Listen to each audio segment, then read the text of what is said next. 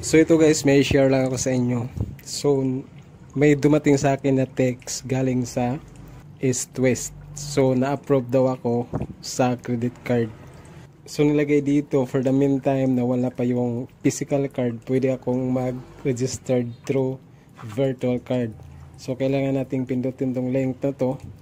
Pero pagkatapos kong itong ginawa, which is ito yon, wala dong record ako na kailangan i-activate yung credit card. So ang ginawa natin is nag-reach out tayo, nagtanong tayo sa official messenger para malaman natin. So sabi niya dito is baka late daw yung update ng system.